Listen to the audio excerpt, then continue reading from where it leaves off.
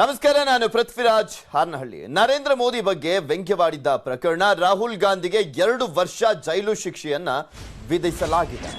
ರಾಹುಲ್ ತಪ್ಪಿತಸ್ಥ ಅಂತ ಸೂರತ್ ಕೋರ್ಟ್ ತೀರ್ಪನ್ನ ಕೊಟ್ಟಿರುವಂಥದ್ದು. ನರೇಂದ್ರ ಮೋದಿ ಅವರ ಬಗ್ಗೆ ವ್ಯಂಗ್ಯವಾಡಿದ್ರು ರಾಹುಲ್ ಗಾಂಧಿ ಅವರು ಮಾತನಾಡುವಂತ ಸಂದರ್ಭದಲ್ಲಿ, ಮಾತನಾಡುವ ಬರದಲ್ಲಿ ಮೋದಿ ಸರ್ ನೇಮ್ ಬಗ್ಗೆ ಲೇವಡಿ ಮಾಡಿದ್ದ ರಾಹುಲ್ ಗಾಂಧಿ. ಮೋದಿ ಸರ್ನೇಮ್ ಬಗ್ಗೆ ಲೇವಡಿಯನ್ನ ಮಾಡಿದ್ರು ರಾಹುಲ್ ಗಾಂಧಿ ಅವರು. 2019ರಲ್ಲಿ ಮಾನನಷ್ಟ ಮೊಕದ್ದಮೆ ಹೂಡಿದ್ದಂಥ ಪ್ರಕರಣ ಇವತ್ತು ತೀರ್ಪು ಪ್ರಕಟ ಆಗಿದೆ. ನೀರವ್ ಮೋದಿ ಟೀಕಿಸುವಂತ ಭರದಲ್ಲಿ ರಾಹುಲ್ ಗಾಂಧಿ ಎಡವಟ್ಟನ್ನ ಮಾಡಿದ್ರು. ರಾಹುಲ್ ಗಾಂಧಿಗೆ ಜಾಮೀನನ್ನ ಮಂಜೂರು ಕೂಡ ಮಾಡಲಾಗಿದೆ. 2 ವರ್ಷ ಜೈಲು ಶಿಕ್ಷೆ ಪ್ರಕಟ ಆಗ್ತಿದ್ದ ಹಾಗೆ ಅಲ್ಲಿ ಜಾಮೀನು ಕೂಡ ಮಂಜೂರಾಗಿದೆ. ಮಾನಹಾನಿ ಕೇಸ್ನಲ್ಲಿ ರಾಹುಲ್ಗೆ ಜಾಮೀನು ಮಂಜೂರಾಗಿರುವಂಥದ್ದು. ಗುಜರಾತ್ನ ಸೂರತ್ ಕೋರ್ಟ್ನಿಂದ ಜಾಮೀನು ಮಂಜೂರಾಗಿದೆ. ಇದೆಲ್ಲದ್ರ ಬಗ್ಗೆ ಮತ್ತಷ್ಟು ಮಾಹಿತಿಯನ್ನು ನೀಡ್ತಾರೆ ನಮ್ಮ ಡೆಪ್ಯೂಟಿ ನ್ಯೂಸ್ ಎಡಿಟರ್ ಆಗಿರುವಂತ ರಾಘವೇಂದ್ರ ಗುಡಿ. ನಮ್ಮ ಜೊತೆ ನೇರ ಸಂಪರ್ಕದಲ್ಲಿ ಜಾಯಿನ್ ಆಗ್ತಾ ಇದ್ದಾರೆ. ಗುಡಿ, ರಾಹುಲ್ ಗಾಂಧಿ ಅವರಿಗೆ ಜೈಲು ಶಿಕ್ಷೆ ಪ್ರಕಟ ಆಗಿತ್ತು, ಜಾಮೀನು ಕೂಡ ಸಿಕ್ಕಿರುವಂತದ್ದು. ಈ ಪ್ರಕರಣದ ಬಗ್ಗೆ ನೋಡ್ತಾ ಹೋಗೋದಾದ್ರೆ 2019ರಲ್ಲಿ ಲೋಕಸಭಾ ಚುನಾವಣೆಯ ಒಂದು ಭಾಷಣವನ್ನು ಮಾಡುವಂಥ ಸಂದರ್ಭದಲ್ಲಿ ರಾಹುಲ್ ಗಾಂಧಿ ಅವರು ಇಡೀ ಒಂದು ಮೋದಿ ಅಂತಕ್ಕಂಥ ಹೆಸರನ್ನ ಇಟ್ಕೊಂಡು ಆ ಎಲ್ಲ ಮೋದಿಗಳು ಯಾವ ರೀತಿಯಾಗಿರ್ತಾರೆ ಅಂತ ಒಂದು ಡಿಫಾರ್ಮೇಟರಿ ಆಗಿರ್ತಕ್ಕಂಥ ಹೇಳಿಕೆಯನ್ನ ಕೊಟ್ಟಿದ್ರು. ಅಂದರೆ ಮಾನನಷ್ಟವನ್ನು ಉಂಟು ಮಾಡುವಂಥ ಹೇಳಿಕೆಯನ್ನ ಕೊಟ್ಟಿದ್ರು. ಅದನ್ನು ಇವತ್ತು ಕೋರ್ಟ್ ಕೂಡ ಹೇಳಿದೆ. ಹೀಗಾಗಿ ಈಗ ಸದ್ಯದ ಸಂದರ್ಭದಲ್ಲಿ ನೋಡೋದಾದ್ರೆ ರಾಹುಲ್ ಗಾಂಧಿ ಅಪರಾಧಿ ಸ್ಥಾನದಲ್ಲಿದ್ದಾರೆ. ಈಗ ಅವರು ಆರೋಪಿ ಅಲ್ಲ, ಬದಲಾಗಿ ಈ ಕ್ರಿಮಿನಲ್ ಡಿಫಾರ್ಮೇಷನ್ ಕೇಸ್ನಲ್ಲಿ ಅಪರಾಧಿ ಆಗಿದ್ದಾರೆ. ಈ ಪ್ರಕರಣವನ್ನು ನಾವು ನೋಡ್ತಾ ಹೋಗೋದಾದ್ರೆ 2019ರಲ್ಲಿ ಯಾವಾಗ ಬಹಿರಂಗವಾಗಿ ಹೇಳಿಕೆಯನ್ನು ಕೊಡ್ತಾರೋ ರಾಹುಲ್ ಗಾಂಧಿ, ಅದರಲ್ಲಿ ಆ ಒಂದು ಸಂದರ್ಭದಲ್ಲೇನೆ IPC ಸೆಕ್ಷನ್ 499 ಮತ್ತೆ 500 ಅಡಿಯಲ್ಲಿ ಅವರ ವಿರುದ್ಧ ಮಾನನಷ್ಟ ಕ್ರಿಮಿನಲ್ ಡಿಫಾರ್ಮೇಷನ್ ಕೇಸ್ ಅಂದ್ರೆ ಕ್ರಿಮಿನಲ್ ಮಾನನಷ್ಟ ಮೊಕದ್ದಮೆಯನ್ನ ಹೂಡಲಾಗಿರುತ್ತೆ. ಅದನ್ನು ಕೂಡ ಸೂರತ್ನಲ್ಲಿರ್ತಕ್ಕಂಥ ಮಾಜಿ ಮಂತ್ರಿ ಮತ್ತೆ ಇವತ್ತು ಬಿಜೆಪಿಯ ಮಾಜಿ MLA ಆಗಿರ್ತಕ್ಕಂಥ ಪೂರ್ಣೇಶ್ ಅಂತಕ್ಕಂಥವರು ಈ ಒಂದು ಡಿಫಾರ್ಮೇಷನ್ ಕೇಸ್ ಅನ್ನ ಫೈಲ್ ಮಾಡಿರ್ತಾರೆ. ಈ ಒಂದು ಸತತವಾಗಿ 3 ವರ್ಷಗಳ ಕಾಲ ವಿಚಾರಣೆಯನ್ನು ನಡೆಸಲಾಗಿರುತ್ತೆ. ಇದರ ಬಗ್ಗೆ ಸಂಪೂರ್ಣ ಪರಿಶೀಲನೆಯನ್ನ ಮಾಡಲಾಗಿರುತ್ತೆ. ಈಗ ಸದ್ಯಕ್ಕೆ ಈ ಒಂದು ಅಂಶದಲ್ಲಿ ಗಮನಿಸೋದಾದ್ರೆ ಕೋರ್ಟ್ ಇವತ್ತು ತೀರ್ಪನ್ನು ಕೊಟ್ಟಿರುವಂತದ್ದು ರಾಹುಲ್ ಗಾಂಧಿ ಈ ಒಂದು ಪ್ರಕರಣದಲ್ಲಿ ತಪ್ಪಿತಸ್ಥರಾಗಿದ್ದಾರೆ. ಅವರ ಹೇಳಿಕೆ ಅದು ಮಾನನಷ್ಟವನ್ನು ಉಂಟು ಮಾಡೋ ರೀತಿಯಾಗಿ ಇಡೀ ಸಮುದಾಯದ ಮಾನವನ್ನು ನಷ್ಟ ಮಾಡುವಂತ ರೀತಿಯಾಗಿರ್ತಕ್ಕಂಥ ಹೇಳಿಕೆ ಆಗಿದೆ. ಹೀಗಾಗಿ ಅವರಿಗೆ 2 ವರ್ಷಗಳ ಜೈಲು ಶಿಕ್ಷೆಯನ್ನು ಕೊಟ್ಟು ಇವತ್ತು ಕೋರ್ಟ್ ಆದೇಶವನ್ನು ನೀಡಿದೆ. ಯಾವಾಗ ಈ ಕೋರ್ಟ್ ಆದೇಶವನ್ನು ಕೊಟ್ಟು ತತ್ಕ್ಷಣದಲ್ಲೇ ಬೇಲ್ ಕೂಡ ಮಂಜೂರಾಗಿದೆ. ಅವರಿಗೆ 15,000 ಬಾಂಡ್ ಅನ್ನು ಕೊಟ್ಟಿದ್ದಾರೆ. ಅದರ ಜೊತೆಗೆ 30 ದಿನಗಳ ಕಾಲಾವಕಾಶವನ್ನು ಕೂಡ ಕೊಡಲಾಗಿದೆ. 30 ದಿನಗಳ ಒಳಗಾಗಿ ಅವರು ಮೇಲ್ಮನವಿಯನ್ನು ಸಲ್ಲಿಸುವಂತ ಅವಕಾಶವನ್ನ ಕೂಡ ಕೋರ್ಟ್ ಇಲ್ಲಿ ಕೊಟ್ಟಿದೆ. ಇದು ಒಂದು ಹಂತದಲ್ಲಿ ನೋಡೋದಾದ್ರೆ ಒಂದು ಕೋರ್ಟ್ ಕೇಸು ಮತ್ತೆ ಒಂದು ಪ್ರಕರಣಕ್ಕೆ ಸಂಬಂಧಪಟ್ಟ ಹಾಗೆ. ಇನ್ನು ರಾಜಕೀಯವಾಗಿ ಈ ಒಂದು ಪ್ರಕರಣವನ್ನು ವಿಶ್ಲೇಷಣೆ ಮಾಡೋದಾದ್ರೆ ನಾವು ನೋಡ್ತಾ ಇದ್ದೀವಿ, ಈಗ ಆಲ್ರೆಡಿ ಸಾಕಷ್ಟು ಬಾರಿ ಅವರು ಈಗ ನ್ಯಾಷನಲ್ ಹೆರಾಲ್ಡ್ ಕೇಸ್ ಇರ್ಬೋದು ಅಥವಾ ಬೇರೆ ಕೇಸ್ಗಳಲ್ಲಿ ಅವರು ಜಾಮೀನಿನಲ್ಲಿ ಹೊರಗಿರ್ತಕ್ಕಂಥವ್ರು ಅಂತೇಳಿ ಬಿಜೆಪಿ ಆರೋಪವನ್ನು ಮಾಡ್ತಾ ಇತ್ತು. ಇಲ್ಲಿ ಭ್ರಷ್ಟಾಚಾರ ವಿರೋಧಿಯ ಒಂದು ಭ್ರಷ್ಟಾಚಾರದ ಪ್ರಕರಣವನ್ನ ಇಟ್ಟುಕೊಂಡು ಅಲ್ಲಿ ಕೇವಲ ಅವರು ಆರೋಪಿಯಾಗಿದ್ದರೆ ಈಗ ಸದ್ಯಕ್ಕೆ ಅವರು ಈ ಒಂದು ಪ್ರಕರಣದಲ್ಲಿ ಅಪರಾಧಿನೇ ಆಗಿದ್ದಾರೆ. ಹೀಗಾಗಿ ಈಗ ಬಿಜೆಪಿಯ ವಕ್ತಾರರು ಟ್ವೀಟ್ ಅನ್ನ ಮಾಡ್ತಾ ಇದ್ದಾರೆ. ಇಡೀ ಒಂದು OBC ಸಮುದಾಯದ ವಿರುದ್ಧವಾಗಿದೆ ಕಾಂಗ್ರೆಸ್ ಅಂತ ಒಂದು ಹೇಳಿಕೆಗಳನ್ನ ಕೊಡ್ತಾ ಇದ್ದಾರೆ. ಈ ಮುಂಬರುವಂತ ಸಂದರ್ಭದಲ್ಲಿ ಅದು ಕರ್ನಾಟಕ ಎಲೆಕ್ಷನ್ ಇರಬಹುದು ಅಥವಾ ಮುಂಬರುವಂತ ಲೋಕಸಭೆ ಎಲೆಕ್ಷನ್ ಇರಬಹುದು, ಆ ಸಂದರ್ಭದಲ್ಲೂ ಕೂಡ ಈ ಒಂದು ಪ್ರಕರಣವನ್ನು ದೊಡ್ಡ ಮಟ್ಟದಲ್ಲಿ ಒಂದು ಬಿಜೆಪಿ ಬಳಕೆ ಮಾಡಿಕೊಳ್ಳುವಂತ ಸಾಧ್ಯತೆಗಳು ಕೂಡ ಸದ್ಯಕ್ಕೆ ಕಂಡು ಬರ್ತಾ ಇದ್ದಾವೆ. ಇನ್ನು ಕಾಂಗ್ರೆಸ್ ಕೂಡ ಇದನ್ನ ಒಂದು ಇಲ್ಲಿ ಅಂದ್ರೆ ಫ್ರೀಡಮ್ ಆಫ್ ಸ್ಪೀಚ್ ಅನ್ನ ಬಳಸಿಕೊಂಡು ಆ ಒಂದು ಹೇಳಿಕೆಯನ್ನ ಇಟ್ಟುಕೊಂಡು ತಮ್ಮನ್ನು ತಾವು ಡಿಫೆಂಡ್ ಮಾಡ್ಕೊಳ್ಳುವಂತ ಪ್ರಯತ್ನಗಳನ್ನು ಕೂಡ ಮಾಡುವಂತ ಸಾಧ್ಯತೆಗಳು ಕಂಡು ಬರ್ತಾ ಇದ್ದಾವೆ. ಪೃಥ್ವಿ, ಓಕೆ, ಥ್ಯಾಂಕ್ ಯು ರಾಘವೇಂದ್ರ ಗುಡಿ ನಿಮ್ಮೆಲ್ಲ ಮಾಹಿತಿಗಾಗಿ. ಕೋಲಾರದಿಂದ ಸಿದ್ದರಾಮಯ್ಯ ಬಹುತೇಕ ವಾಪಸ್ ಆಗ್ತಾರೆ, ಹಿಂದೇಟನ್ನ ಹಾಕಿದ್ದಾರೆ ಸಿದ್ದರಾಮಯ್ಯನವರು. ಸೊ ಹೀಗಾಗಿ ಅಲ್ಲಿ ಸ್ಪರ್ಧೆ ಮಾಡುವಂತ ವಿಚಾರಕ್ಕೆ ಸಂಬಂಧಪಟ್ಟಂತೆ ಏನು ಅಧಿಕೃತವಾಗಿ ಘೋಷಣೆ ಮಾಡಿದ್ರಲ್ಲ, ಅದರಿಂದ ಹಿಂದೆ ಸರಿಯುವಂತ ಎಲ್ಲ ಸಾಧ್ಯತೆ ಇದೆ. ವರ್ಣದಿಂದಲೇ ಸ್ಪರ್ಧೆ ಮಾಡೋದು ಬಹುತೇಕ ಫಿಕ್ಸ್ ಅಂತಲೂ ಕೂಡ ಹೇಳಲಾಗ್ತಾ ಇದೆ. ಕೋಲಾರದಿಂದ ವಾಪಸ್ ಆಗ್ಲಿಕ್ಕೆ ಮುನಿಯಪ್ಪ ಕಾರಣ ಅಂತ ಹೇಳ್ತಾ ಇದ್ದಾರೆ. ಮಾಜಿ ಕೇಂದ್ರ ಸಚಿವರು 7 ಬಾರಿ ಸತತವಾಗಿ ಮುನಿಯಪ್ಪ ಅವರು ಕೋಲಾರದಿಂದ ಆಯ್ಕೆ ಆಗಿದ್ದಂಥವರು ಸಂಸದರಾಗಿ. ಮುನಿಯಪ್ಪ ಅಸಹಕಾರದಿಂದಲೇ ಸಿದ್ದು ವರ್ಣದತ್ತ ಅಂತ ಹೇಳಲಾಗ್ತಾ ಇದೆ. ಏಟಿಗೆ ಎದುರೇಟು ನೀಡಲಿಕ್ಕೆ ಸಿದ್ದು ಬಣ ಕೂಡ ಮಾಸ್ಟರ್ ಪ್ಲಾನ್ ಮಾಡಿದೆಯಂತೆ. ಕೊತ್ತನೂರು ಮಂಜುನಾಥ್ಗೆ ಕೋಲಾರದಿಂದ ಟಿಕೆಟ್ ಅನ್ನ ಕೊಡುವಂತದ್ದು ಕಾಂಗ್ರೆಸ್ನಿಂದ ಅನ್ನುವಂತ ಲೆಕ್ಕಾಚಾರವನ್ನ ಹಾಕಿಕೊಳ್ಳಲಾಗಿದೆ. ಇಲ್ಲಿ ಕೊತ್ತನೂರು ಮಂಜುನಾಥ್ ಮತ್ತೆ ಡಾಕ್ಟರ್ MC ಸುಧಾಕರ್ ಚಿಂತಾಮಣಿಯ ಮಾಜಿ ಶಾಸಕರು, ಇವರಿಬ್ಬರನ್ನು ಕೂಡ ಕಾಂಗ್ರೆಸ್ಗೆ ಕರ್ಕೊಂಡಂತ ಸಂದರ್ಭದಲ್ಲಿ ಮುನಿಯಪ್ಪ ಅವರು ಆಕ್ರೋಶವನ್ನ ವ್ಯಕ್ತಪಡಿಸಿದ್ರು. ನನ್ನ ಬೆಂಬಲ ಇಲ್ಲದೆ, ನನ್ನ ಒಂದು ಅಭಿಪ್ರಾಯವನ್ನ ಕೇಳದೆ ಇವರಿಬ್ಬರನ್ನ ತೆಗೆದುಕೊಂಡಿದ್ದು ಎಷ್ಟು ಮಟ್ಟಿಗೆ ಸರಿ ಅಂತ ಆಕ್ರೋಶವನ್ನ ಬಹಿರಂಗವಾಗಿ ಹೊರ ಹಾಕಿದ್ರು.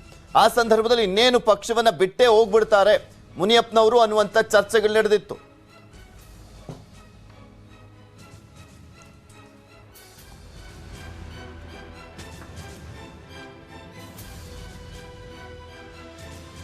ಸಾಕಷ್ಟು ಕುತೂಹಲ ಕೆಡೆ ಮಾಡಿಕೊಟ್ಟಿತ್ತು. ಸಿದ್ದರಾಮಯ್ಯನವರು ಕೋಲಾರ ಕ್ಷೇತ್ರದಿಂದ ಸ್ಪರ್ಧೆ ಮಾಡುವಂತ ವಿಚಾರಕ್ಕೆ ಸಂಬಂಧಪಟ್ಟಂತೆ ಆದ್ರೆ ಈಗ ಹಿಂದೇಟನ್ನ ಹಾಕ್ತಾ ಇದ್ದಾರೆ. ಏನೇನೆಲ್ಲ ಕಾರಣಗಳು ಸಿಗ್ತಾ ಇದೆ, ಮುನಿಯಪ್ಪ ಅವರೇ ಮೇನ್ ರೀಸನ್ ಅಂತ ಹೇಳಲಾಗ್ತಾ ಇದೆಯಲ್ಲ, ನೋಡ್ತಾ ಹೋಗೋಣ ಏನೇನೆಲ್ಲ ಕಾರಣಗಳು ಇದ್ರಲ್ಲಿ ಕಂಡು ಬರ್ತಾ ಇದಾವೆ ಅಂತ. ಸಿದ್ದು ವರ್ಸಸ್ ಮುನಿಯಪ್ಪ ಲೋಕಸಭೆ ಸೋಲಿನ ಸೇಡು. ಯಾಕೆಂದ್ರೆ 91ರಿಂದನೂ ಕೂಡ ಸತತವಾಗಿ 7 ಬಾರಿ ಸಂಸದರಾಗಿ ಆಯ್ಕೆ ಆಗಿದ್ದಂಥವ್ರು 8ನೇ ಬಾರಿ ಆಯ್ಕೆ ಆಗುವಂತ ಸಂದರ್ಭದಲ್ಲಿ ರಮೇಶ್ ಕುಮಾರ್ ಹಾಗೆ ಕೊತ್ತನೂರು ಮಂಜುನಾಥ್, ಸುಧಾಕರ್ ಇವರೆಲ್ಲರೂ ಕೂಡ ಅವರ ವಿರುದ್ಧವಾಗಿ ನಿಂತಿದ್ರು. ಸೊ ಹೀಗಾಗಿ ಆಕ್ರೋಶವನ್ನು ವ್ಯಕ್ತಪಡಿಸಿದ್ರು ಮುನಿಯಪ್ಪ ಅವರು. ರಮೇಶ್ ಕುಮಾರ್ ವಿರುದ್ಧ ಜಿದ್ದಾಜಿದ್ದಿಯಲ್ಲಿ ಕೋಲಾರ ಅಂದ್ರೆ 2 ಬಣ ಇದೆ, ಒಂದು ಮುನಿಯಪ್ಪ ಬಣ, ಮತ್ತೊಂದು ರಮೇಶ್ ಕುಮಾರ್ ಅವರ ಬಣ. ಇಬ್ಬರಿಗೂ ಕೂಡ ಡೆಡ್ ಎಗನೆಸ್ಟ್ ಆಗೋದಿಲ್ಲ.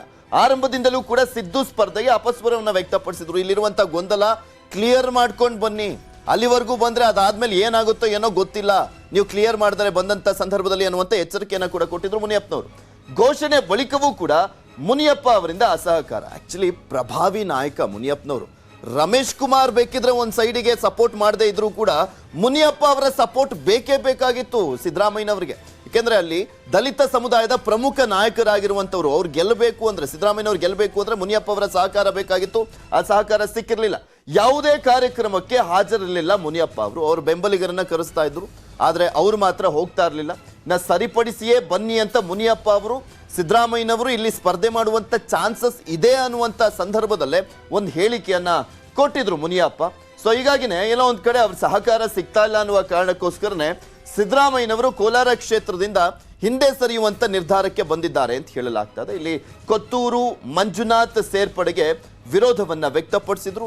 ಕೊತ್ತೂರು ಮಂಜುನಾಥ್ ಮತ್ತು ಡಾಕ್ಟರ್ MC ಸುಧಾಕರ್ ಅವರ ಸೇರ್ಪಡೆಯ ವಿಚಾರಕ್ಕೆ ಸಂಬಂಧಪಟ್ಟಂತೆ ಇವರಿಬ್ಬರ ಸೇರ್ಪಡೆ ಬಗ್ಗೆ ವಿರೋಧವನ್ನ ವ್ಯಕ್ತಪಡಿಸಿದ್ರು ಮುನಿಯಪ್ಪ ಅವರು. ಸಿದ್ದರಾಮಯ್ಯನವರು ಯಾವ ರೀತಿಯ ಕೌಂಟರ್ ಅನ್ನ ಕೊಡ್ತಾ ಇದ್ದಾರೆ ಇವರ ಅಸಹಕಾರದ ಹಿನ್ನೆಲೆಯಲ್ಲಿ ಅಂತ ನೋಡೋದಾದ್ರೆ, ಸಿದ್ದುಗೆ ಮುಜುಗರ ಆಗಿದ್ದಕ್ಕೆ ಸಿಟ್ಟು. ಸೊ ಹೀಗಾಗಿ ಒಂದು ಕೌಂಟರ್ ಅಟ್ಯಾಕ್ ಮಾಡಲಿಕ್ಕೆ ಸಿದ್ದರಾಮಯ್ಯ ಬಣ ಮುಂದಾಗಿದೆ ಅಂತ ಹೇಳಲಾಗ್ತದೆ. ಸಿದ್ದು ಬಣದಿಂದ ಹೊಸ ಗೇಮ್ ಪ್ಲಾನ್ ಅನ್ನ ಮಾಡಲಾಗ್ತದೆ. ಏನು ಆ ಗೇಮ್ ಪ್ಲಾನು ಅಂದ್ರೆ, ಕೋಲಾರದಲ್ಲಿ ಕೊತ್ತನೂರು ಮಂಜುನಾಥ್ ಕಣಕ್ಕೆ ಇಳಿಸುವಂತ ಸಾಧ್ಯತೆ ಅಂತ ಹೇಳಲಾಗ್ತದೆ. ಇಲ್ಲಿ ಸಿದ್ದರಾಮಯ್ಯನವ್ರು ನಿಂತ ಸಂದರ್ಭದಲ್ಲೇ ಗೆಲ್ಲಿಕ್ಕಾಗಿಲ್ಲ ಅಂತಾನೆ ವಾಪಸ್ ಹೋಗ್ತಾ ಇರೋದು ಸಿದ್ದರಾಮಯ್ಯ. ಈ ಕೊತ್ತನೂರು ಮಂಜುನಾಥ್ ನಿಲ್ಸಿದಂತ ಸಂದರ್ಭದಲ್ಲಿ ಬಿಡ್ತಾರಾ ಮುನಿಯಪ್ಪ ಅವರು? ಅವ್ರನ್ನೂ ಸೋಲ್ಸಕ್ಕೆ ಟ್ರೈ ಮಾಡೇ ಮಾಡ್ತಾರೆ. ನೋಡ್ಬೇಕು ಕಾಂಗ್ರೆಸ್ ಲೆಕ್ಕಾಚಾರ, ಒಂದೊಂದು ಸೀಟು ಕೂಡ ಇಂಪಾರ್ಟೆಂಟು. ಸುಮ್ಮನೆ ಇವ್ರ ಬಣ ಅಂದ್ಬಿಟ್ಟು ಟಿಕೆಟ್ ಕೊಟ್ಬಿಡ್ತಾರ? ಸಿದ್ದರಾಮಯ್ಯನವ್ರು ಹೇಳಿದ್ರು ಅಂದ ತಕ್ಷಣ ಟಿಕೆಟ್ ಕೊಟ್ಬಿಡ್ತಾರ? ಕಾದ್ ನೋಡ್ಬೇಕಾಗಿದೆ. ರಮೇಶ್ ಕುಮಾರ್ ಆಪ್ತ ಕೊತ್ತನೂರು ಮಂಜುನಾಥ್ ಅವರು ಇವರೆಲ್ಲರೂ ಕೂಡ ಮುನಿಯಪ್ಪ ಅವರ ಸೋಲಿಗೆ ಸಾಕಷ್ಟು ಪ್ರಯತ್ನ ಪಟ್ಟಂತವ್ರು. ಅದನ್ನು ಅಧಿಕೃತವಾಗಿ ಕೊತ್ತನೂರು ಮಂಜುನಾಥೇ ಹೇಳಿದ್ರು, ಬಿಜೆಪಿಗೆ ನಾವು ಬೆಂಬಲಿಸ್ತಾ ಇದೀವಿ ಈ ಸಲ ಅಂದ್ಬಿಟ್ಟು. ಮುನಿಸ್ವಾಮಿ ನಿಂತ್ಕೊಂಡಂತ ಸಂದರ್ಭದಲ್ಲಿ ಅವ್ರ ಪರವಾಗಿ ಹೋರಾಟವನ್ನ ಮಾಡಿದಂಥವ್ರು ಮುನಿಯಪ್ಪ ಅವ್ರನ್ನ ಸೋಲ್ಸ್ಲಿಕ್ಕೆ. ಮುನಿಯಪ್ಪ ಸೋಲಿಗೂ ಕಾರಣವಾಗಿದ್ದಂತ ಕೊತ್ತನೂರು ಮಂಜುನಾಥ್ ಅವರು.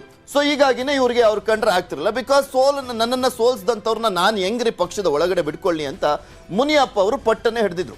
ಮುನಿಯಪ್ಪಗೆ ಟಕ್ಕರ್ ಕೊಡ್ಲಿಕ್ಕೆ ಕೊತ್ತನೂರಿಗೆ ಟಿಕೆಟ್ ಅನ್ನ ಕೊಡುವಂತ ಸಾಧ್ಯತೆ ಇದೆಯಂತೆ. ಅದು ಎಷ್ಟು ಮಟ್ಟಿಗೆ ಸಾಧ್ಯತೆ ಇದೆ, ಕೊಡ್ತಾರಾ? ಕಾದ್ ನೋಡ್ಬೇಕಾಗಿದೆ. ಬಿಕಾಸ್ ಮುನಿಯಪ್ಪ ಅವರು ಸಾಮಾನ್ಯ ನಾಯಕ ಅಲ್ಲ, ಅಲ್ಲಿ ದೊಡ್ಡ ಪ್ರಭಾವವನ್ನ ಹೊಂದಿರುವಂತ ನಾಯಕ. ಮಲ್ಲಿಕಾರ್ಜುನ್ ಖರ್ಗೆ ಅವರಿಗೂ ಕೂಡ ಅತ್ಯಾಪ್ತರಾಗಿರುವಂಥದ್ದು, ಸೋನಿಯಾ ಗಾಂಧಿ, ರಾಹುಲ್ ಗಾಂಧಿ ಅವರಿಗೂ ಕೂಡ ಅತ್ಯಾಪ್ತರಾಗಿರುವಂತ ನಾಯಕರು ಮುನಿಯಪ್ಪ ಅವರು. ಇವ್ರು ಟಿಕೆಟ್ ಕೊಡ್ತಾರೆ ಅಂದ ತಕ್ಷಣ ಅವ್ರು ಸುಮ್ಮನಿರಲ್ಲ, ಕೊಟ್ಬಿಡಿ ಅಂತ ಹೇಳೋದಿಲ್ಲ ಮುನಿಯಪ್ಪ ಅವರು. ಸೊ ಹೀಗಾಗಿ ಸಿದ್ದರಾಮಯ್ಯನವರ ಬಣ ಏನೇ ಟ್ರೈ ಮಾಡಿದ್ರು ಕೂಡ ಗೆಲ್ಲುವಂದೇ ಮಾನದಂಡ ಅನ್ನುವಂಥದ್ದು ಇರುತ್ತೆ. ಸರ್ವೆ ನಡೆಸ್ತಾರೆ, ಅಲ್ಲಿ ಕಾಂಗ್ರೆಸ್ ಸರ್ವೆಯನ್ನ ಕೂಡ ನಡೆಸಿದೆ. ಯಾರು ಗೆಲ್ಲುವಂತ ಚಾನ್ಸಸ್ ಇದೆ ಆ ವ್ಯಕ್ತಿಗೆ ಟಿಕೆಟ್ ಕೊಡುವಂತ ಒಂದು ಲೆಕ್ಕಾಚಾರ ಇರುವಂತದ್ದು ಕಾಂಗ್ರೆಸ್ನಲ್ಲಿ. ಅದನ್ನು DK ಶಿವಕುಮಾರ್ ಅವರು ಕೂಡ ಹೇಳ್ತಾ ಇದ್ರು, ನಮ್ಮಲ್ಲಿ ಗೆಲ್ಲುವಂದೇ ಮಾನದಂಡ, ಯಾರು ಗೆಲ್ಲುವಂತ ಸಾಧ್ಯತೆ ಇರುತ್ತೆ ಆ ವ್ಯಕ್ತಿಗೆ ನಾವು ಟಿಕೆಟ್ ಅನ್ನ ಕೊಡ್ತೀವಿ ಅಂತ ಹೇಳ್ತಾ ಇದ್ರು. ಕೊತ್ತನೂರು ಮಂಜುನಾಥ್ ಅವರು ಈಗ ಕಾಂಗ್ರೆಸ್ ಟಿಕೆಟ್ಗೆ ಅರ್ಜಿಯನ್ನ ಆಹ್ವಾನಿಸಿತ್ತಲ್ಲ, ಆ ಸಂದರ್ಭದಲ್ಲಿ ಅವರೇನು ಟಿಕೆಟ್ಗೆ ಅರ್ಜಿಯನ್ನ ಸಲ್ಲಿಸಿರ್ಲಿಲ್ಲ ಕೋಲಾರದಿಂದ. ಸೊ ಹೀಗಾಗಿ ಏನು ಮಾಡ್ತಾರೆ ಕಾದ್ ನೋಡಬೇಕಾಗಿದೆ. ಬಿಕಾಸ್ ಆ ಒಂದು ಕ್ಷೇತ್ರದಲ್ಲಿ ಸುಮಾರು 5ಕ್ಕೂ ಹೆಚ್ಚು ಜನ ಆಕಾಂಕ್ಷಿಗಳು ಟಿಕೆಟ್ಗೋಸ್ಕರ ಅರ್ಜಿಯನ್ನ ಸಲ್ಲಿಸಿದ್ರು. ಈಗ ಅವ್ರನ್ನೆಲ್ಲರನ್ನೂ ಬಿಟ್ಬಿಟ್ಟು ಕೊತ್ತನೂರು ಮಂಜುನಾಥ್ ಅವರಿಗೆ ಕೊಟ್ಬಿಟ್ರೆ ಸುಮ್ಮನಿರ್ತಾರ ಅವರು? ಅವರ ಅಸಹಕಾರ ಕೂಡ ಎದ್ದು ಕಾಣಿಸುತ್ತೆ. ಅದಾದ್ಮೇಲೆ ಅಲ್ಲಿರುವಂತ ಮೂಲ ಕಾಂಗ್ರೆಸ್ಸಿಗರು ಕೊತ್ತನೂರು ಮಂಜುನಾಥ್ ಕ್ಷೇತ್ರವನ್ನ ಚೇಂಜ್ ಮಾಡಿ ಬಂದಂತ ಸಂದರ್ಭದಲ್ಲಿ ಟಿಕೆಟ್ ಕೊಟ್ಬಿಟ್ರೆ ಅವ್ರಿಗೆಲ್ಲರಿಗೂ ಕೂಡ ಸಪೋರ್ಟ್ ಅನ್ನ ಮಾಡ್ತಾರ, ಬೆಂಬಲವನ್ನ ಕೊಡ್ತಾರ ಅನ್ನುವಂಥ ಪ್ರಶ್ನೆ ಇದೆಯಲ್ಲ, ಸಾಧ್ಯನೇ ಇಲ್ಲ ಅಂತ ಕಾಣಿಸುತ್ತೆ. ನೋಡ್ಬೇಕು ಕೋಲಾರ ಕ್ಷೇತ್ರದಲ್ಲಿ ಸಿದ್ದರಾಮಯ್ಯನವ್ರನ್ನ ಬಿಟ್ರೆ ಯಾರಿಗೆ ಟಿಕೆಟ್ ಅನ್ನ ಕೊಡ್ಲಾಗತ್ತೆ ಅಂತ. ಬಿಕಾಸ್ ಈಗ ಆಲ್ರೆಡಿ ಹೇಳಿದ್ರು ಶ್ರೀನಿವಾಸ್ ಗೌಡ್ರು, ನಾನಂತೂ ಆ ಒಂದು ಕ್ಷೇತ್ರದಲ್ಲಿ ಈಗ ಸ್ಪರ್ಧೆ ಮಾಡಲ್ಲ ಬಿಕಾಸ್ ಟೈಮ್ ಇಲ್ಲ ಅಂತ ಹೇಳಿದ್ರು. ಇದೆಲ್ಲದ್ರ ಬಗ್ಗೆ ಮತ್ತಷ್ಟು ಮಾಹಿತಿಯನ್ನ ನೀಡ್ತಾರೆ ನಮ್ಮ ಪೊಲಿಟಿಕಲ್ ಬ್ಯೂರೋ ಮುಖ್ಯಸ್ಥರಾಗಿರುವಂತಹ ಚಿದಾನ್ ಪಟೇಲ್ ನೇರ ಸಂಪರ್ಕದಲ್ಲಿದ್ದಾರೆ. ಹಾಗೆ ನಮ್ಮ ಕೋಲಾರ್ನ ಪ್ರತಿನಿಧಿ ರಘುರಾಜ್ ಕೂಡ ನೇರ ಸಂಪರ್ಕದಲ್ಲಿ ಜಾಯಿನ್ ಆಗ್ತಾ ಇದ್ದಾರೆ. ಚಿದಾನ್ ಪಟೇಲ್, ಈಗ ಕೋಲಾರ ಕ್ಷೇತ್ರದಲ್ಲಿ ಸಿದ್ದರಾಮಯ್ಯನವರು ಆಲ್ಮೋಸ್ಟ್ ಹಿಂದೆ ಸರಿಯುವಂತ ಎಲ್ಲಾ ಸಾಧ್ಯತೆಗಳು ಇರುವಂತದ್ದು ಜಸ್ಟ್ ಬಿಕಾಸ್ ಆಫ್ ಮುನಿಯಪ್ಪ ಅವರ ಕಾರಣ ಅನ್ನುವಂಥದ್ದು ಈಗ ಜಗಜ್ಜಾಹೀರಾಗ್ತಾ ಇದೆ. ಈಗ ಅವ್ರ ಆ ಬಳಕೆ ಟಕ್ಕರನ್ನ ಕೊಡ್ಲಿಕ್ಕೆ ಕೊತ್ತನೂರು ಮಂಜುನಾಥ್ ಅವರ ಅಸ್ತ್ರ ಅನ್ನುವಂಥದ್ದು ಇದೆಯಲ್ಲ, ಅದಕ್ಕೆ ಒಪ್ಕೊಂಡ್ಬಿಡ್ತಾರ ಮುನಿಯಪ್ಪ ಅವರು? ಈಗ ಆಲ್ರೆಡಿ ಸಿದ್ದರಾಮಯ್ಯನವರ ಸ್ಪರ್ಧೆಗೆ ವಿರೋಧವನ್ನ ವ್ಯಕ್ತಪಡಿಸಿದಂತವ್ರು ಕೊತ್ತನೂರು ಮಂಜುನಾಥ್ಗೆ ಸುಮ್ಮನಾಗ್ತಾರ?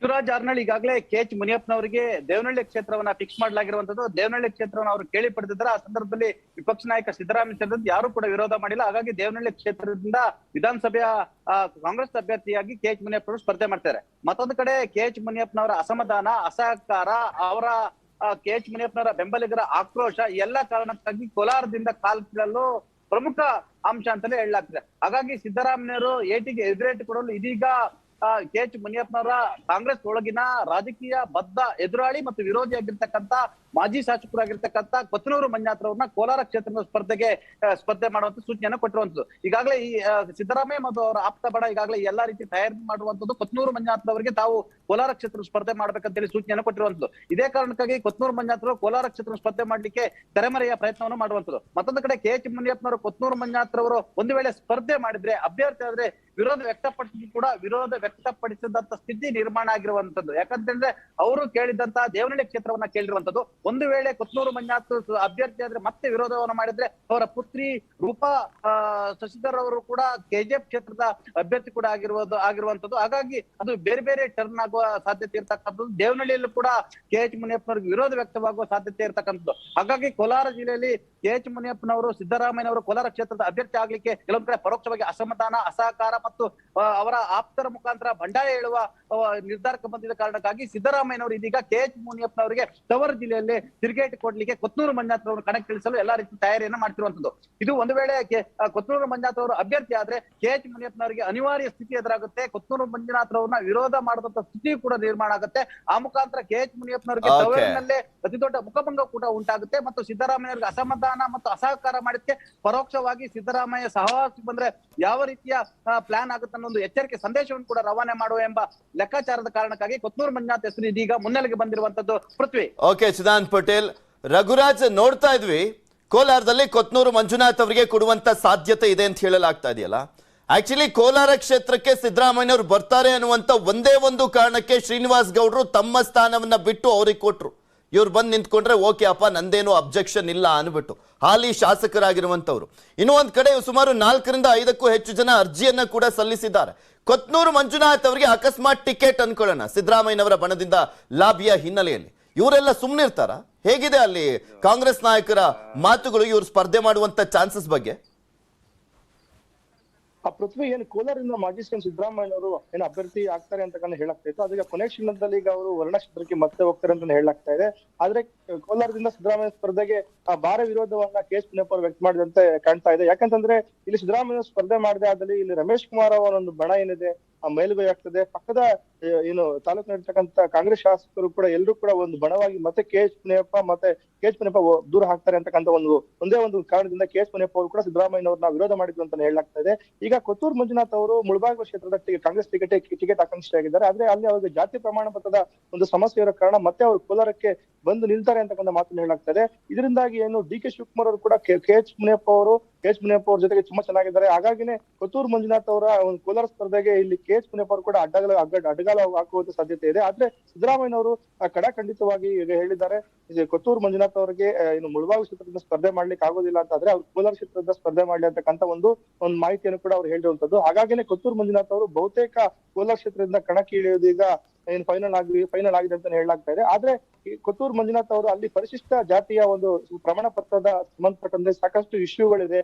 ಅವರು ಕೋಲಾರಕ್ಕೆ ಬಂದ್ರೆ ಮತ್ತೆ ಇಲ್ಲಿ ಪರಿಶಿಷ್ಟ ಜಾತಿಯ ಸಮುದಾಯದವರ ಇನ್ನು ಸಂಘಟನೆಗಳಾಗಿರ್ಬೋದು ಜನರು ಕೂಡ ವಿರೋಧ ವ್ಯಕ್ತಪಡಿಸುವ ಸಾಧ್ಯತೆ ಇದೆ. ಇಲ್ಲೂ ಕೂಡ ಮತ್ತೆ ಕೆಎಚ್ ಮುನಿಯಪ್ಪ ಅವರು ಕೂಡ ಟ್ರಂಪ್ ಕಾರ್ಡ್ ಅಂತಾನೆ ಹೇಳ್ಬೋದು. ಯಾಕಂತಂದ್ರೆ ಕೋಲಾರ ತಾಲೂಕಿನಲ್ಲಿ ಸುಮಾರು ಒಂದು 70,000ಕ್ಕೂ ಅಧಿಕ ಪರಿಶಿಷ್ಟ ಜಾತಿ ಮತ್ತು ಪಂಗಡದ ಮತದಾರರಿದ್ದಾರೆ.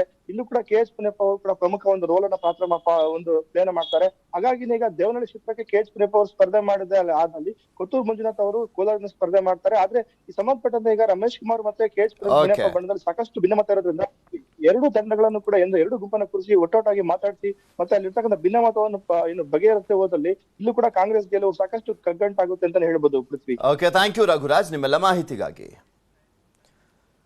ಸಿದ್ದರಾಮಯ್ಯನವರು ಕೋಲಾರದಿಂದ ಹಿಂದೆ ಸರಿದ್ರೆ ಯಾವ ಕ್ಷೇತ್ರ ಅನ್ನುವಂಥ ಕುತೂಹಲ ಈ ಕ್ಷಣದವರೆಗೂ ಕೂಡ ಇದೆ. ವರ್ಣಾನೆ ಅಂತ ಹೇಳಲಾಗ್ತದೆ, ಬಟ್ ಕಾದ್ ನೋಡ್ಬೇಕು, ಏನ್ ಬೇಕಾದ್ರೂ ಆಗ್ಬೋದು. ಇನ್ನ ನಾಳೆ ಬಾದಾಮಿ ಪ್ರವಾಸವನ್ನ ಇಟ್ಕೊಂಡಿದ್ದಾರೆ ಸಿದ್ದರಾಮಯ್ಯನವರು.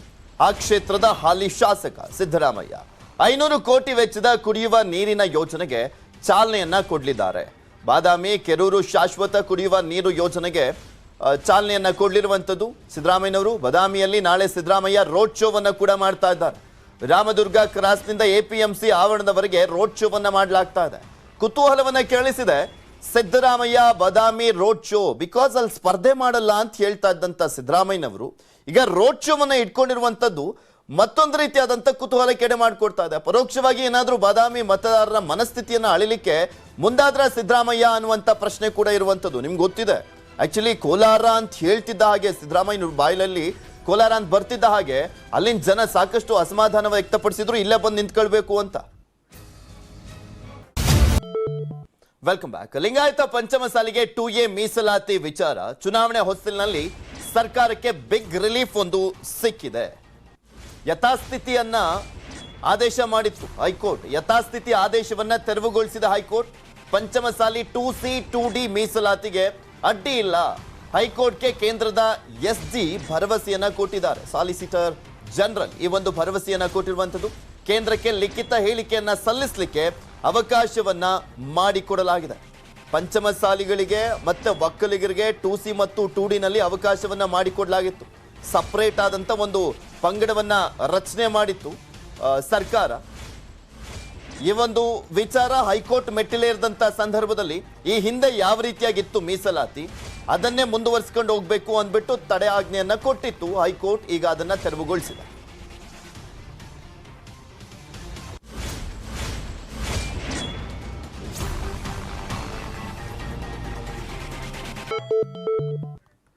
Welcome back. ಬೆಂಗಳೂರಿನಲ್ಲಿ ಮುಖ್ಯಮಂತ್ರಿಗಳಾಗಿರುವಂತಹ ಬಸವರಾಜ ಬೊಮ್ಮಾಯಿ ಅವರು ಮಾತನಾಡ್ತಿದ್ದಾರೆ, ನೋಡೋಣ.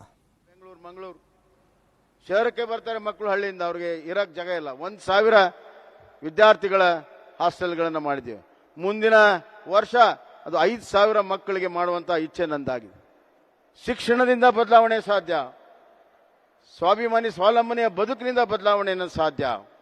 ಹೀಗಾಗಿ ಈ ಯೋಜನೆಗಳನ್ನು ಇವತ್ತು ನಾವು ಮಾಡಿದ್ದೇವೆ.